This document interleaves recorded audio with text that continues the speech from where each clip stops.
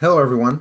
My name is Fisher Derderian, and I'm the Executive Director of the Roger Scruton Legacy Foundation. I'm so pleased you all could join us today for Building Beautiful, an interview with Maria Sanchez and Pedro Godoy. We have a real special treat for you today, and for those of you joining us for the first time in the Building Beautiful series, today marks the fifth interview out of 8 interviews of this series.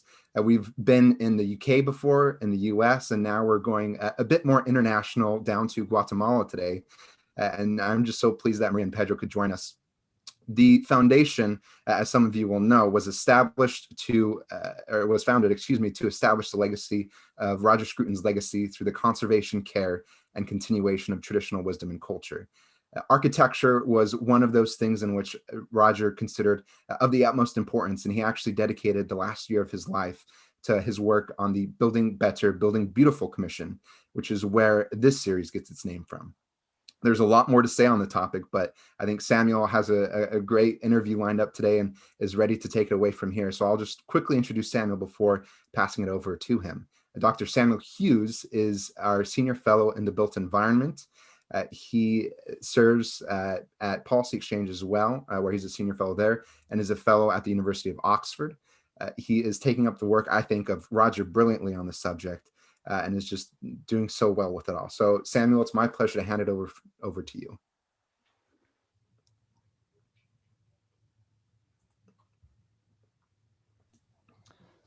Thank you, Fisher. It's very kind as ever. So it's my great pleasure to introduce Maria Sanchez and Pedro Pablo Godoy. Maria and Pedro are co-founders and directors of the renowned architectural and urbanist practice Estudio Urbano. They were educated at the University Francisco Marroquin and then at the University of Notre Dame, where they both seem to have taken a huge swathe of prizes. They then returned to Guatemala, founded Estudio Urbano, and have since worked on a range of award-winning projects. They're currently working on what, in my view, might be the most interesting urban design project in the world at the moment, the town of Kayala, an extension of the city of Guatemala, which we're going to hear a little bit about today. So it's my very great pleasure to welcome them to this series. Maria and Pedro, good to have you with us. Thank you, Samuel. Thank you, Fisher. It is really a great pleasure to have the invitation to participate to the beautiful building series. I think that it is an honor for us. As you know, we admire Roger Scruton a lot, and in some way we feel like the commitment of continuing his legacy also. So it is great to be here. Well, I know the feeling was mutual, and that Roger often liked to bring up images of Kaiala during our work on the Building Beautiful Commission. So it's, yeah, it went both ways. We like to start these interviews with a bit of autobiography. So if you could tell us how you came to be interested in traditional architecture and urbanism. What was the story that brought you, in a short version, what was the story that brought you to where you are now? Yeah, we met at the School of Architecture in University Francisco Marroquin, and we get married. We went to study to Notre Dame. Marroquin University is a modernist school, but we have in the program a professor that was trained in the Virginia program. So the name is Warren Orbo, and he was the one who really taught us about traditional architecture. And we really get, like trapped in all this philosophy. We love it, and we really want to continue. So he told us, because we need to do a time doing our practical work to finish our career in Francisco Marroquin, he sent us to Bologna with Gabriele Tagliaventi. Oh, right. So we had an amazing opportunity working in Italy, and we start to get more engaged with traditional architecture. So both of them recommend us to go to the University of Notre Dame. And it was an amazing time, I think. we managed to have this experience in Bologna. Of course, also you start to learn with this from these European cities, all of the porticos and all of that.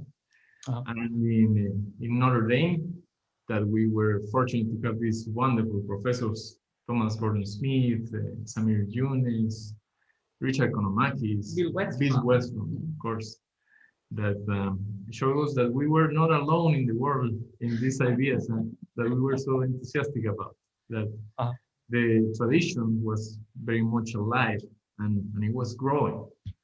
And even in 2000 that we graduated from learning. So you were not alone in the world, but you were alone in Guatemala when you came back. Of course. Oh, yes. It must have been very, well, you were saying earlier, it must have been very difficult starting Estudio Urbano at that time. Yes, it was indeed very, very difficult because all the trend of the schools of architecture, everybody was doing like modernist projects. So we feel like it was a hard start, but not impossible. You know, it's like when you believe in something and you really think that you are doing the right thing, you will fight for it. So it was a moment that we enjoy a lot because it was a challenge to start like that. It was a real challenge, yes. And doing small urban projects at the beginning, like that people really didn't question too much about urbanism, these ideas, and so that's how really Estudio Urbano started. It's a theme that's come up quite a lot in this. So I think of the speakers we've had, people came into traditional architecture usually in two ways. One was through postmodernism back in the 70s and 80s, and the other was like starting with urbanism, which people are a bit more open to, and then kind of quietly bringing in some traditional architecture through the urbanist back door. Exactly. It's true. It was like that in our case. Yeah, in our case, the good thing is that we had in that moment this professor that was teaching traditional architecture, and the school was with a modernist philosophy. So we had like the confrontation of both philosophies, and for us was so clear what we have to do. So it was also a very good way to start. And so I don't know if you know about Guatemala. Maybe we can show you a little. Very little, yes. No, I think both I and all of our audience would very much like to know a bit more about the Guatemalan context. Yes. Maybe yes. Fisher has. You can see there. Guatemala is a country that has an extraordinary landscape and a very rich cultural tradition dating for thousands of years. So if we can see you can see the volcanoes there. If we can see the other image, I have to say that we are privileged heirs of an architecture that express the union of man with its gods, and with great symbolism and richness, and was built in stone by the Maya. If we can see the next image, this was later replaced with a new ideology that the Spaniard brought, and a new architecture was built by people that has never seen this before. So that yield to one of the most amazing and extraordinary cities in the world. This is the city of Antigua, Guatemala. And it was a beautiful balance between urban form and the natural environment. If we had like a process in this time of new ideas, of completely a new language. So if we can see the urban form in Antigua, Guatemala, it is an orthogonal grid layout legacy because of the law of the Indies. So the city was instrumental in the process of the colonization. And in some way, it was so important because it gives order to the new political and economic and administrative system.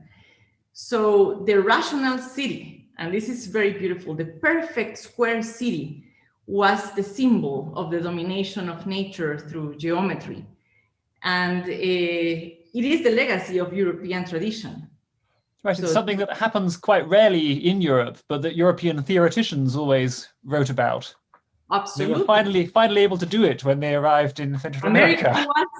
America was the place to do it. The place to do all of the concepts making to reality. Yes. So this I have a student question about this image, which you might be able to help me with. So I noticed this also when I confessed to you earlier that I haven't yet been to Guatemala, although I would love to go. But I have gone around Guatemala City on Google Street View, and I noticed during this distinctive urban form with one-story buildings, but very high plot coverage. So it's got a completely, very strong street front, and then looking at it from above, it's nearly the whole of the plot has been built up, but often only to one story in height. I think that is maybe quite unusual in Europe. It would be quite unusual to find that. And I was wondering, do you know how that has come about? Yes, this is what is important to know is that this is the city that is before the one that we live in.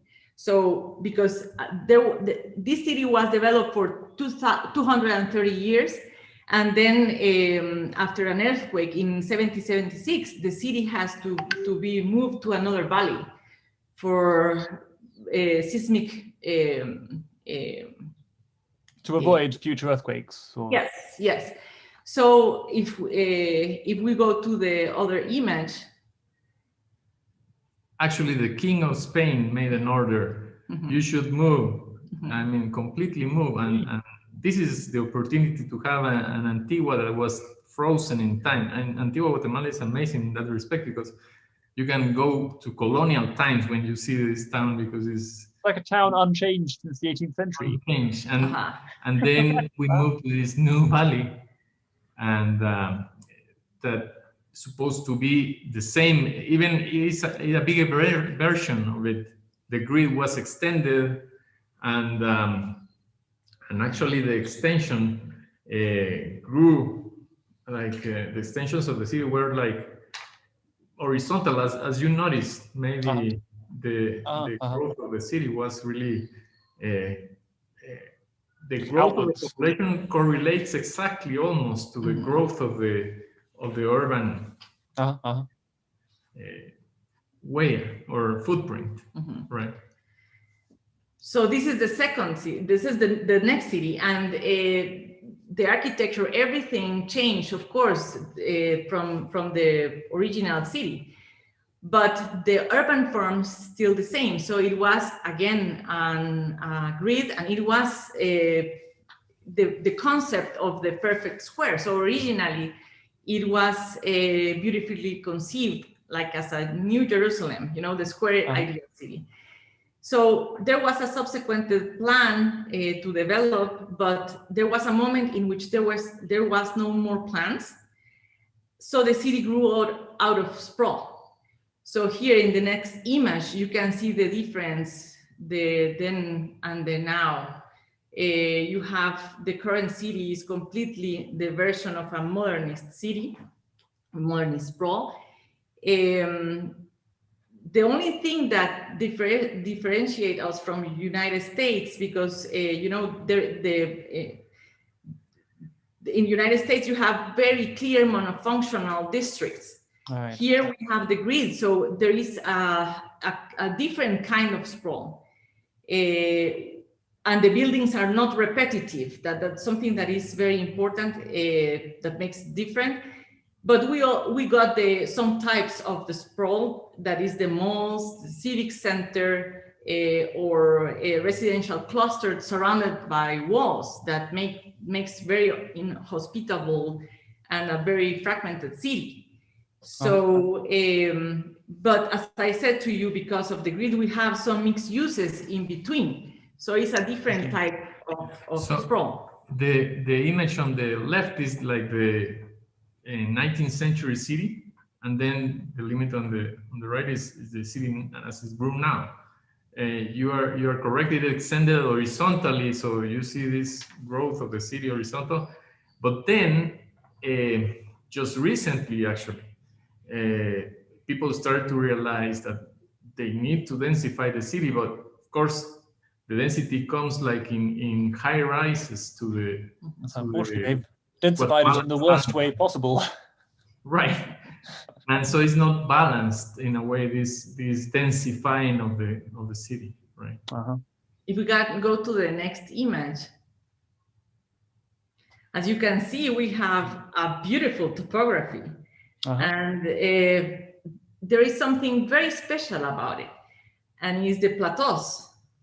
We have plateaus that are separated each other by deep canyons, and because of the rapid development of the last decades, we have a lot of problems. Like, for example, this canyon city or meseta city is not well connected, and it didn't recognize the edge conditions.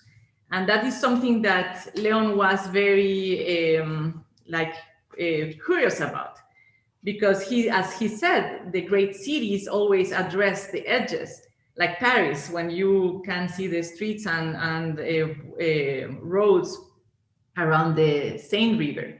So, and that helps to the city to be readable and easy to understand the urban paradigm. They seem to have just laid the grid over the plateau as though it's been cut out with a... Yeah. So it's quite remarkable. So it grew horizontally until the edges of the ravines, because right. But that's also an opportunity. Even with Léon describes it as an opportunity to have these big parks and parkways that connect the city and make a better road system even through these parks that can be going through the ravines, or yes, the solution is amazing. I see, right. So easy. It's so easy. So we have a future there. Yeah, we hope we can implement that. And that is very important, because this is one thing that we address from the beginning in our project in Kaiala. Because one of the problems of the city of Guatemala is also the network of streets that connect. The connectivity and of roads is complex because of the topography in some. And so that's what the canvas that we found when we started designing. Maybe you can go to the next image. Yes, it's like sprawl. You see the You say this is sprawl, and I suppose it is, but I mean, if it's quite sort of finely grained. I mean, in some ways, this is quite good urbanism, right? It's certainly not all bad. It's different. It's a different kind of sprawl. Well, do you see the edges of, in this image, that you see the edges of the grid that reaches the mountains, but then in the mountains you see a lot of really informal houses and structures that grow, and it's people trying to be close to the city that build these houses, and is so that's completely unplanned development, or yes, of course, is nicely into the topography, because that's true. It's interesting how they do it, but on the edges is like that.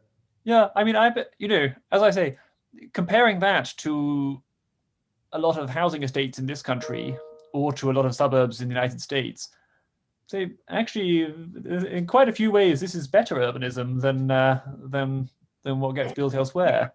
Yes. So we can go to the next image. The zoning never had like really strict enforcement. Even if they have some policies, they didn't have the strictest enforcement. So that's in a way an advantage, because people react and act naturally And interesting organic solutions can organic develop when mixed use happens naturally because people needs it.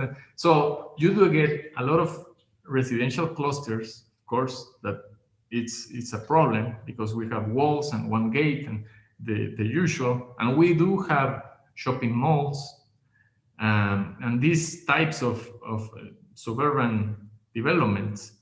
But then next to it, you see something that is more reasonably urbanistically of mixed use and houses that makes it picture. Léon says it's a kind of picturesque kind of thing going along this. That's quite a complicated mixed picture in, yeah, very interesting. Right. Yes. No, and we were coming back from Notre Dame when in 2002, one of our partners, Mark Landers, got us in a meeting with the owners of a very beautiful property that was right in the edge of Guatemala City and kept undeveloped for a long time. And it was an amazing opportunity for us. We were just coming back to our country, and we saw that this piece of land was like so important, so beautiful. And of course, in that moment, we were very young, and we said, okay, we need the support of really an authority. So we thought about Léon Krier, and we called him. And you never know what is going to happen. And he said yes. And we were like, wow, he's coming to work with us. So it was a very nice, it's like a very exciting moment. And in some way, to have that genius mind working with us, can you imagine the pressure? So and the owners of I have to say, the owners of the land, of course, were really courageous into having all of this idea implemented, because I mean, we convinced them that this was the way to do it, but there was not really an example of this being done recently. Actually, they have already a master plan. They have already a master plan with clusters, residential clusters all along. And of course, Antigua was a nice precedent of showing how people really enjoy these places and how. So you had already done a project at Antigua at that time? No, the town itself. I mean. I see. I see. So you did have precedents, but they were 250 years old. But you see, the urban life, you get to live it there. You enjoy it. People go on the weekends and just to enjoy being in an urban place, and people of all sorts of income and enjoy Antigua. Of course. And there's a nice balance of architecture and urbanism and the environment around it, the volcanoes, and so this was a precedent to convince them to do Kaiala, actually. But try to imagine on that time, everything was against us. It's like everything, the way we were building, all the ideas of how to develop the city, everything was against us. So it was a very, I have to say, a courageous moment from everybody that was involved. So the owners of the land, they were really, like everybody understood that this can be a legacy for our country, and that can really change our future. So it was very nice moment. Yes. They were risking their own assets to make this happen. Absolutely. And we have a next image maybe to. Yes, please. I've just been reminded by Fisher that I have to tell everyone to post your questions in the Q&A bar that you can get at the bottom of your screen. The little 2 speech bubbles, and we can accumulate those for later. But yes, onto Kaiala. It's a fantastic image. Oh yes, this actually shows the first phase of Kaiala, And you can see there that the decision of having, of course, the whole master plan was done and divided in quarters and walking distance, and all of the cities, all of the concepts of the polycentric compact city were into the design. They decided to do this, the Paseo Kaiala, as the most important urban quarter or barrio. And within this barrio, to do a first phase that included actually a lot, I mean, all of the elements, all of the ingredients of what you will expect in Kaiala. And so you did have an urban fabric with porticated buildings in the first floor with commercial and apartments above, and offices. And also this portico continues all along the main street. And also this public building, you can say that is like the Town Hall? Azalia Civic Hall. It's a civic hall, like a community uses this for events and all of that. And so we have all of the image into this image. You can see even the Guatemalan flag. The Guatemalan flag, yes. So that was essential into having the first phase of Kaiala.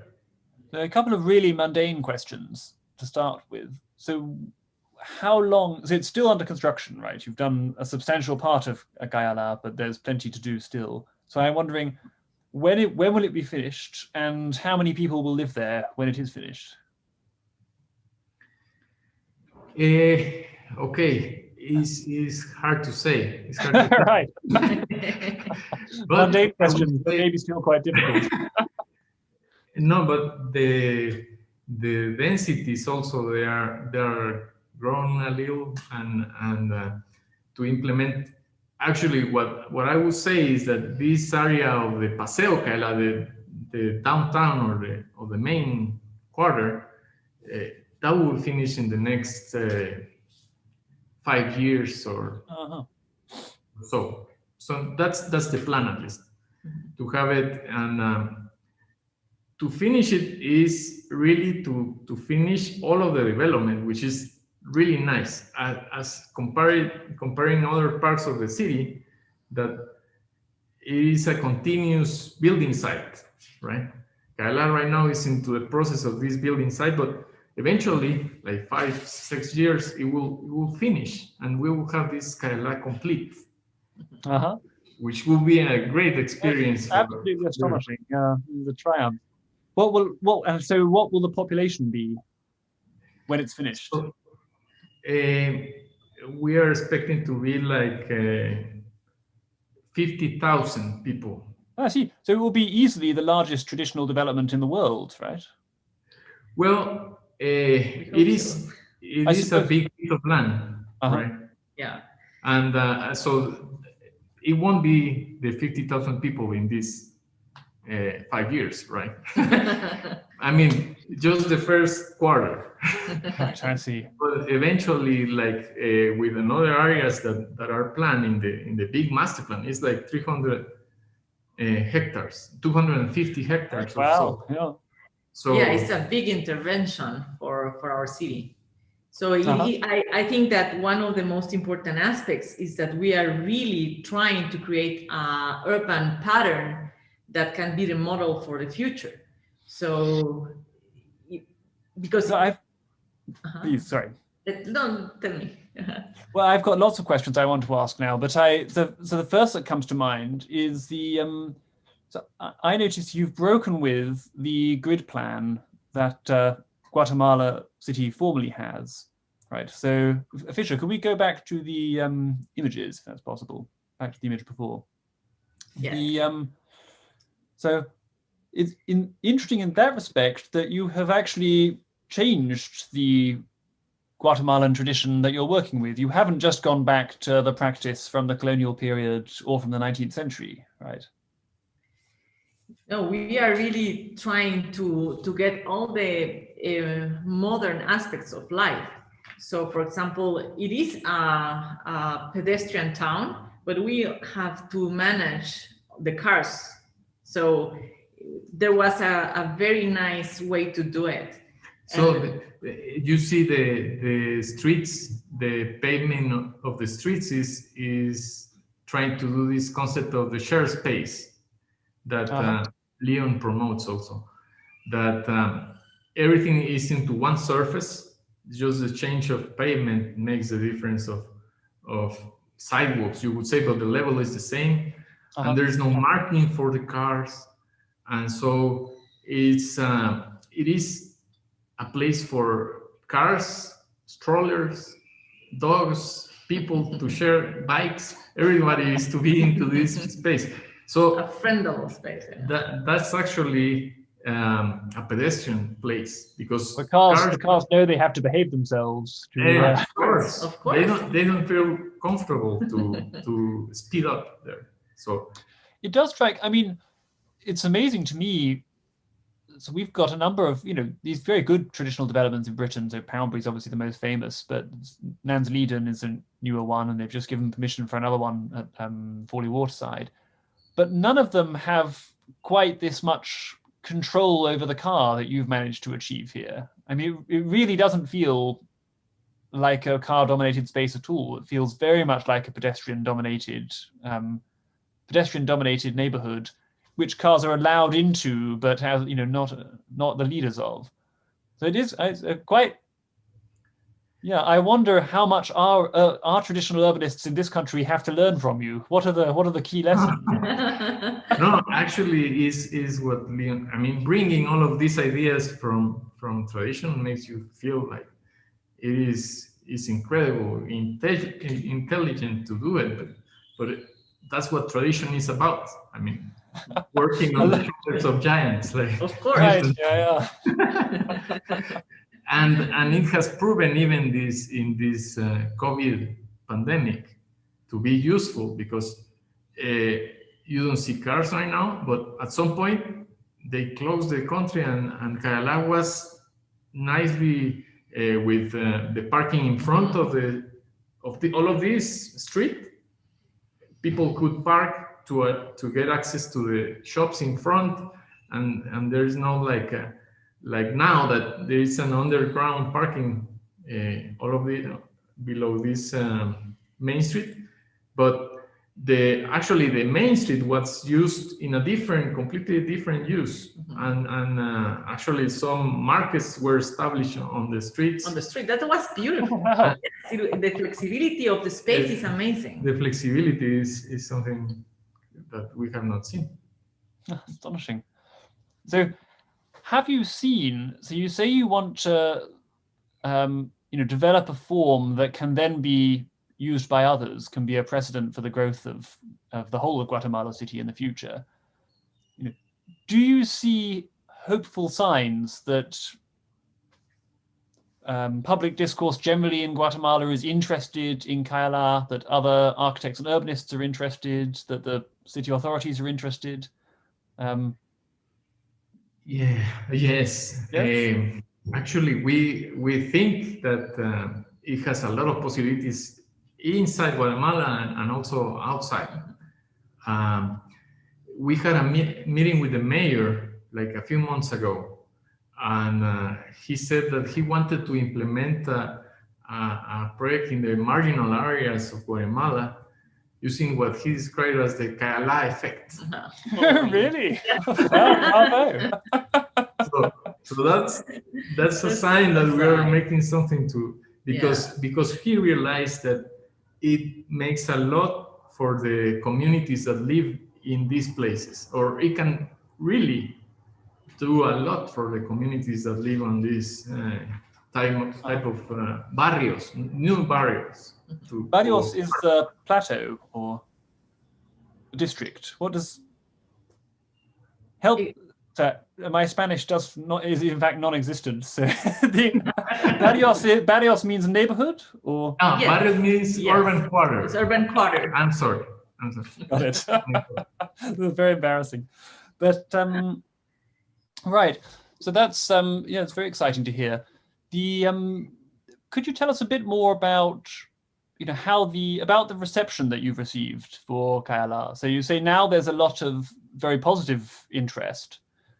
Yes. Did you have more hostility at first? What was? I think that people really love it from the first time they were there, and it was really incredible to think that after the inauguration, like a year before, nothing was there.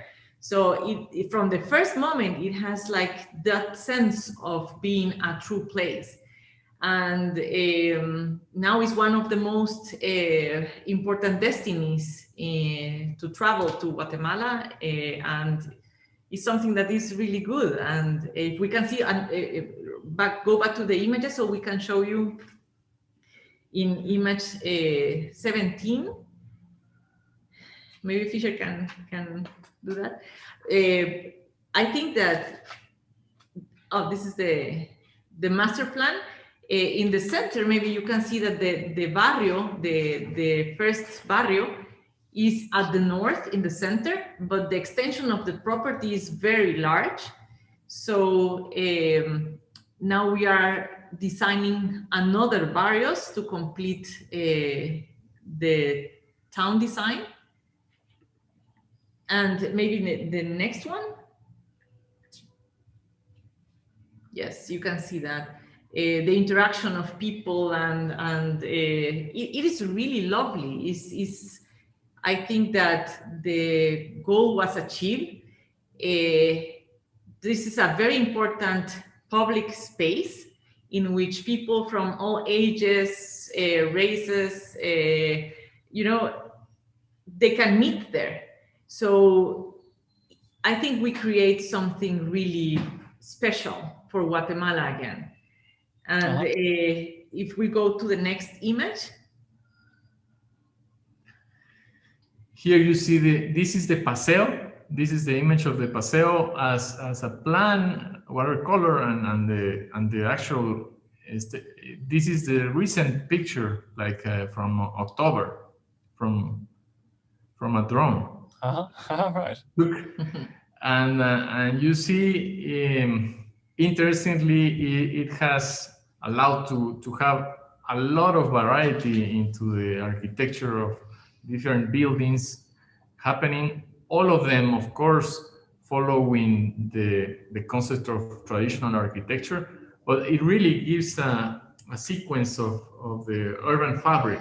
The urban fabric really determines a pattern to really face the streets and define it.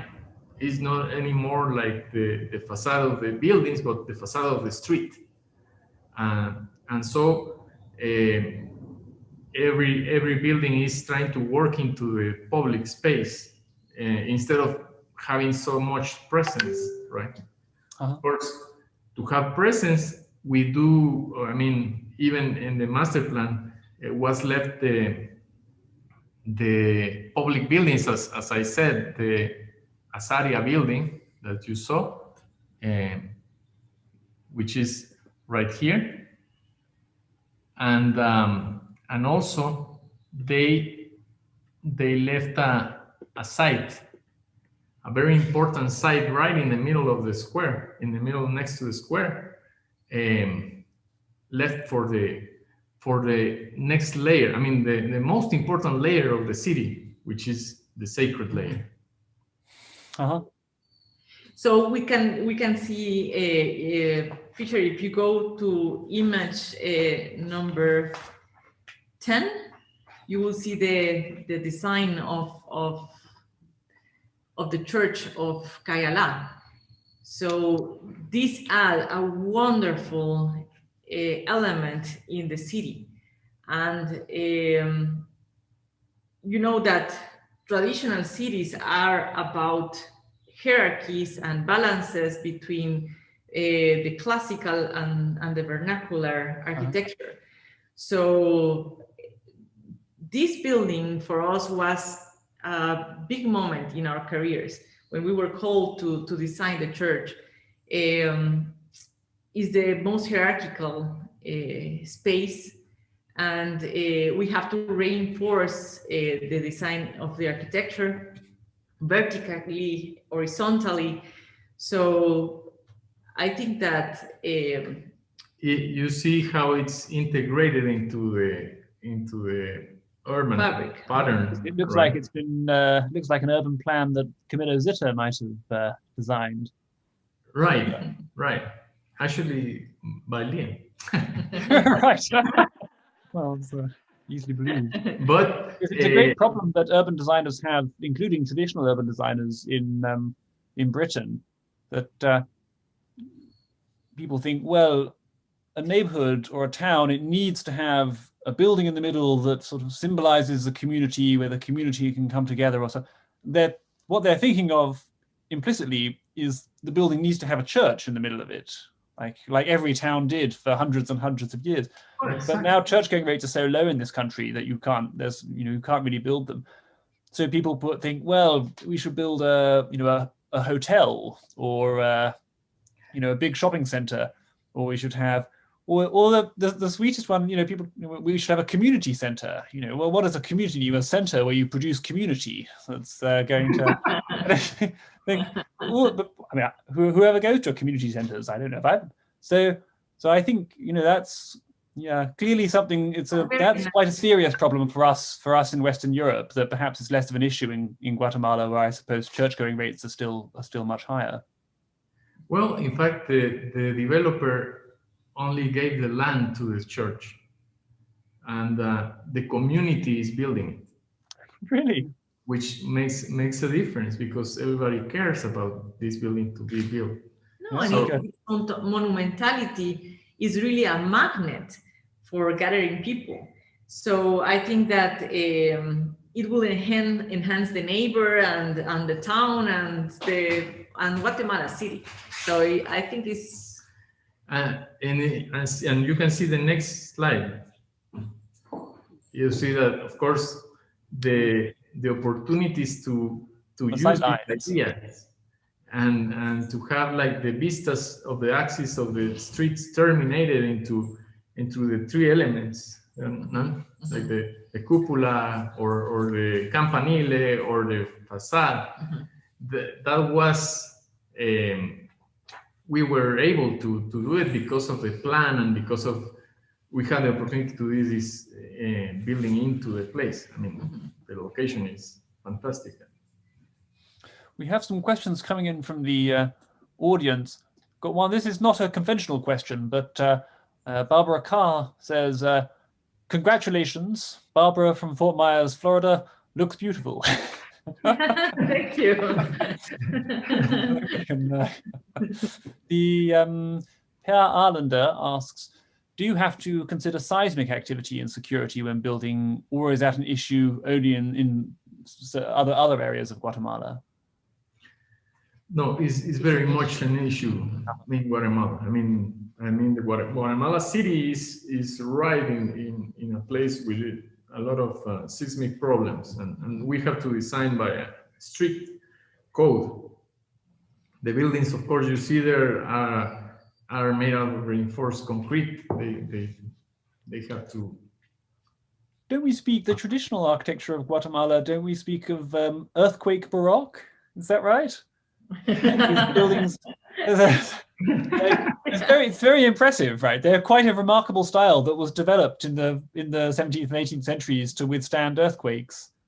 But these quite massive buildings with battered walls. And, I mean, Antigua is incredible. I mean, you cannot build something like that today, maybe like for cooling, but it's like walls that are 1.5 meters. Right. That's amazing. That's the wall. I mean, I haven't seen anything like that since ancient Egypt before the. Oh yeah. And but now we have to use a new using the harmony into the proportioning of the buildings and all of that, all of the elements of doing a composition, architectural composition, but with new construction techniques. Well, reinforced concrete is a remarkable thing. Yeah. As far as engineering goes. But it's what What are your stylistic sources? I mean, broadly, as you say, it's in a kind of classical vernacular, but I notice there are some sort of what would be the term, like Mozarabic or sources from like the Islamic culture of Spain that appear at some points in the design, right? And I noticed earlier in the slideshow you alluded to Mayan architecture as at least an inspiration for you. So I'm wondering, do you draw on Islamic and Mayan sources in the work at Kaiala, or what role do they play? The Azaria building maybe can make a reference to if we go to image, let's say, the image with the flag, Fisher, if you can, Azaria building, maybe can. Okay, but the thing is that oh, you can see it from there. So when Richard Economakis is the designer of the Azaria building, and is like bringing some concepts again. So you have the pyramidal steps, and then the temple over the steps. The temple is the typology of the Spaniards. So he recreates like the fusion of both cultures in a very subtle and lovely way. Right. Yes. I was thinking, looking at the steps, I was thinking that has a unique flavor, and I can't quite work out what it is. And once you say it's obvious, but yeah, it's completely successful. It's really quite a remarkable design. Amazing, and he really gave to this civic building the monumentality that it has to have in a very subtle way and elegant. There is a place in Chichicastenango, outside of the city of Guatemala, that has this idea. Actually, it was a temple, a Mayan temple, and when they were to build the church, they built it on top of the steps. Right. So mostly like in this fashion kind of thing. So it makes a nice analogy to that. Building on Mayan foundations, both literally and metaphorically. And we have to know that we are the fusion of both great civilizations. So it's wonderful to bring that back. Standing on the shoulder of two giants in this. Of course. Yes. And of course, the Spanish tradition came to America, and a lot of it is from the south of Spain, and this you find in Antigua, actually, and we bring presence from all of what happened in America in the colonial times, but we are using it in I mean, it's like Dimitri Porphyrios says, it's not a style, it's a tradition, right? So the architectonic tradition of all of this architecture brings us to do buildings in Kaiala that have these elements, but in a completely new compositions. And in a way, you can say that you cannot put one of the buildings of Kaiala in Antigua because it will look out of place. Right, yes. But you get to see the reference and in a way. Well, that's what it is to make a living contribution to tradition, right?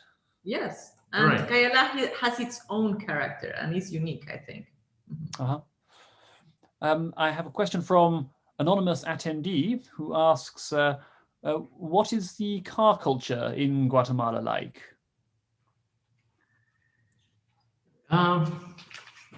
It's like, I mean... So by contrast, so in this country, I think in most new housing estates in Britain, you have to have at least 2 parking spaces per home and often 3 parking spaces per home.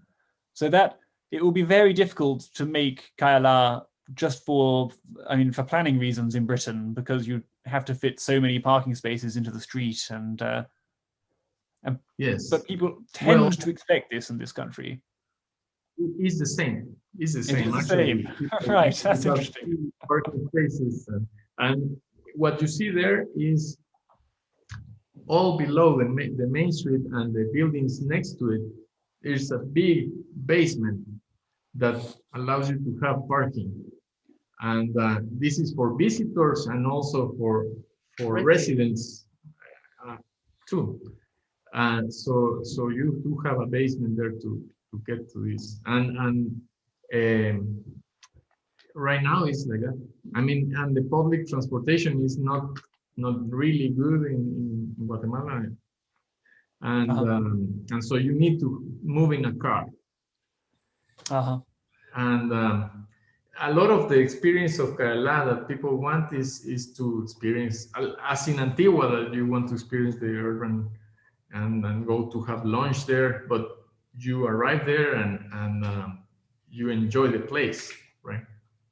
So you think you have succeeded in creating a place where you can, within Kaiala, you can be a pedestrian, and it's but going to Kaiala and from Kaiala, people are still car dependent, and that obviously there's nothing you can do about that, given that you don't control the whole infrastructure of Guatemala, or not yet, anyway.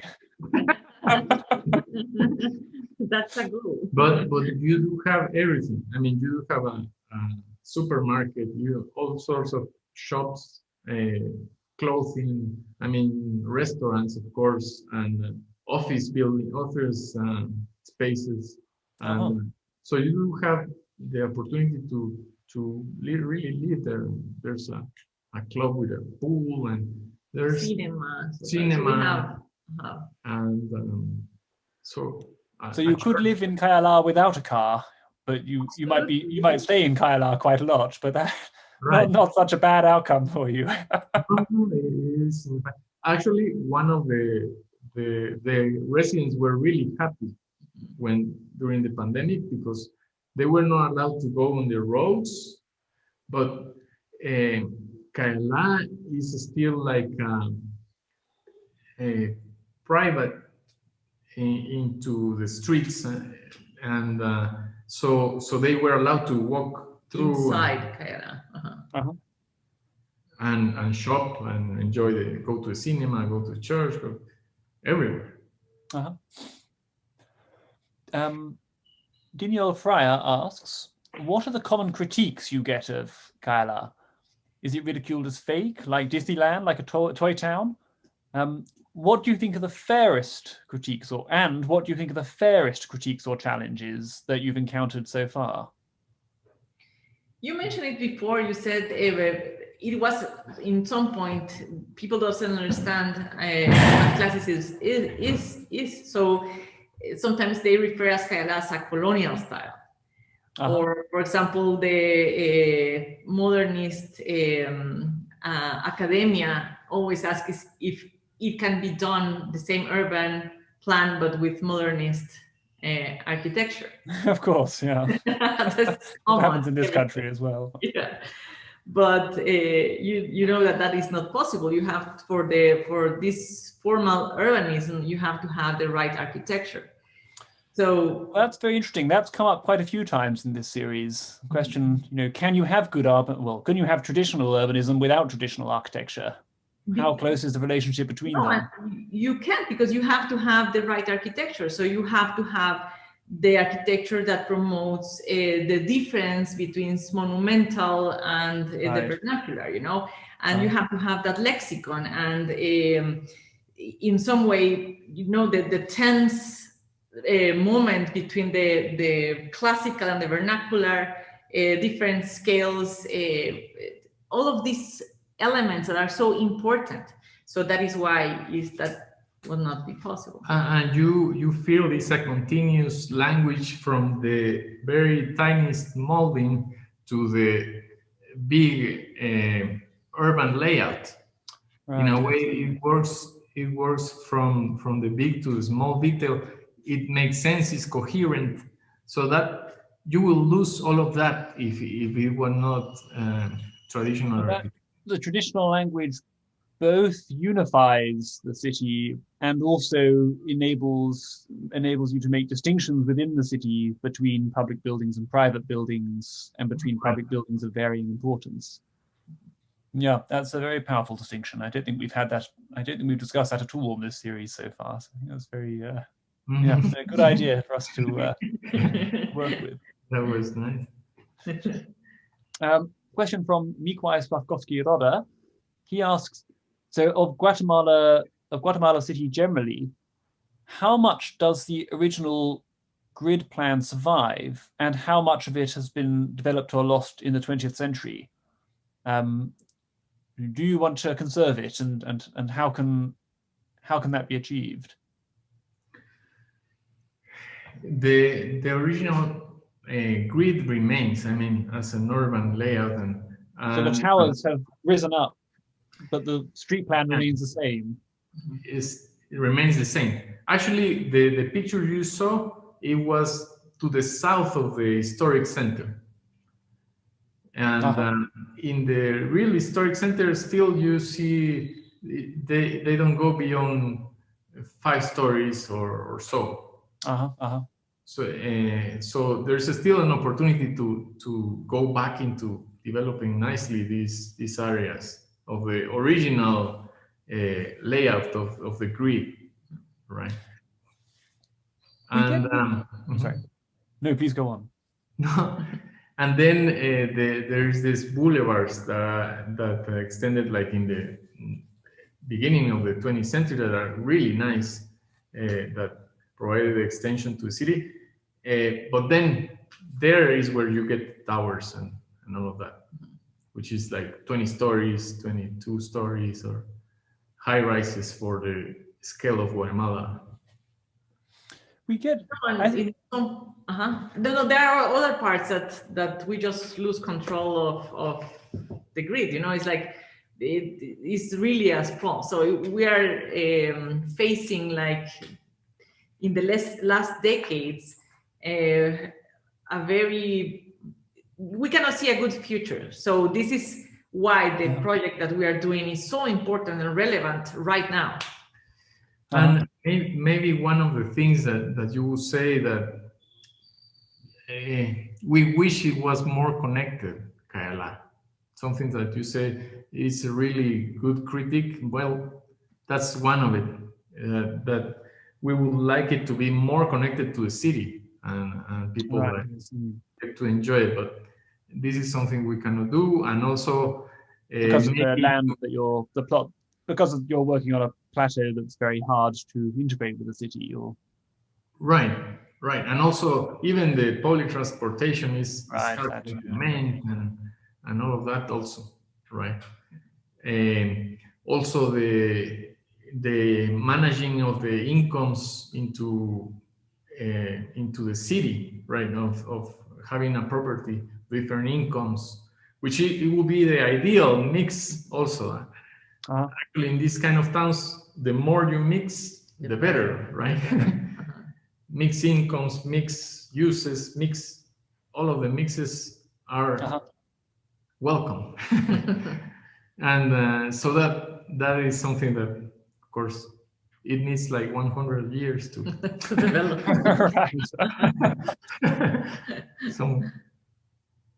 So there are some areas that you like to, some areas still to work on, but it's, but things are going pretty well. Yeah, the question of grids is interesting. So there seems to be a sort of dispute among traditional urbanists about grids. So I sometimes meet, I grew up thinking of, as a European, thinking of grids as sort of quite a scary and alienating kind of form.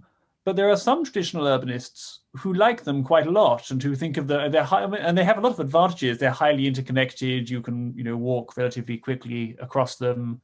They don't encourage the same kind of car dependency that the cul-de-sac plans that have developed in America encourage.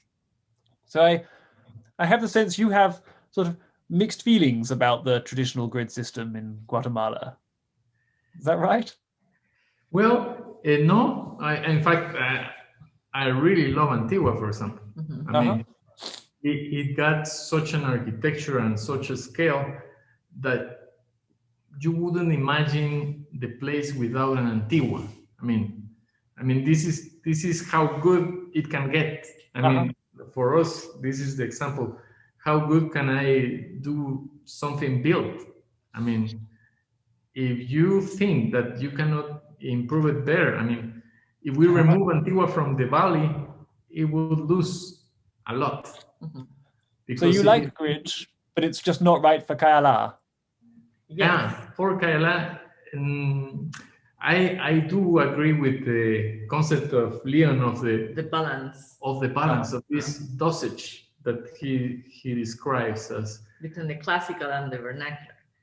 Because in some way, if you see Antigua Guatemala, the orthogonal grid, you don't have like an ending of the streets. You know, it's like a very boring in some way perspectives. Right, but I see. When you add this vernacular pattern and you start to see like perspective of the buildings, so Kaiala is a mix and is more trying to create a perspective town.